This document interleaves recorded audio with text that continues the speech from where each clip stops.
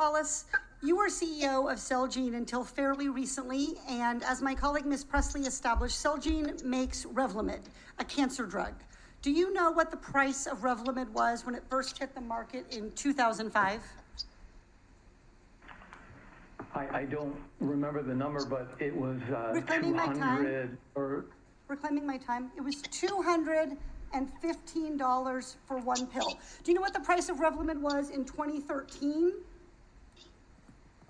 I can look it up, but I don't recall. I don't have it in front of me. $412 per pill. How about the price? Let's get into more recent where your memory may be jogged. How about 2017? I would say approximately $700 a pill, but I don't have it in front of me. $719 per pill, and today, Revlimid costs $763 per pill. I'm curious, did the drug get substantially more effective in that time? Did cancer patients need fewer pills? During that time, the development of Revlimid included 6 additional indications, some in lymphoma, and the balance in patients with different segments. Oh, great. I want to, myeloma. reclaiming my time. So, Mr. Ellis, you discovered more patients who might benefit from paying $763 a pill, but being able to use a drug for more patients doesn't necessarily more price. Did the drug start to work faster? Were there fewer side effects? How did you change the formula or production of Revlimid to justify this price increase?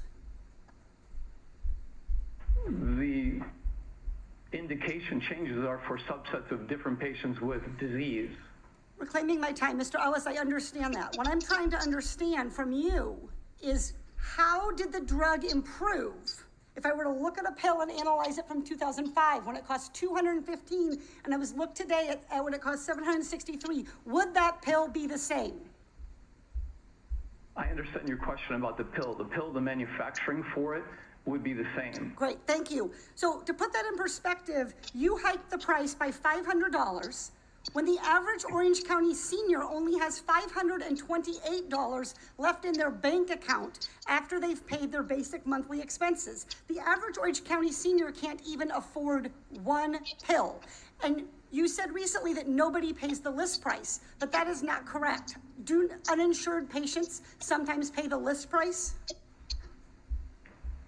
I can imagine there are circumstances where underinsured or uninsured patients would be paying close to or at the list price.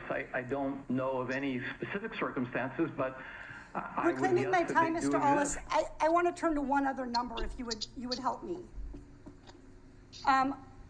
Do you know what this number is?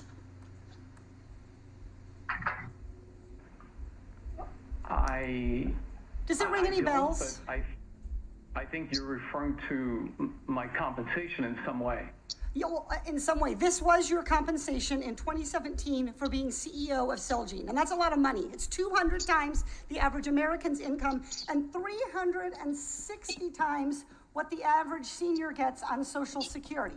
Now, of that 13 million, about 2.1 million came from your company hitting yearly earning targets. And more than half of the bonus formula was based on those targets. Any increase in the price of Revlimid would also increase your bonus by increasing earnings. Isn't that right, Mr. Ellis? If revenues increased and expenses did not, then earnings would be enhanced. And thank you. Mr. Ellis, in fact, the Oversight Committee found that if you hadn't increased the price of Revlimid, you wouldn't have gotten your bonus. Mr. Ellis, do you know how much you personally received in bonuses over 2 years, the last 2 years, just because Celgene raised the price of this one drug, Revlimid? I receive very generous compensation, but I don't know the exact number that you're referring to. In fact, you personally received $500,000 personally just by tripling the price of Revlimid. So to recap here, the drug didn't get any better, the cancer patients didn't get any better, you just got better at making money. You just refined your skills at price gouging. And to be clear, The taxpayers spent $3.3 billion on Revlimid, 3.3 Medicare, $3.3 billion. I can't wait.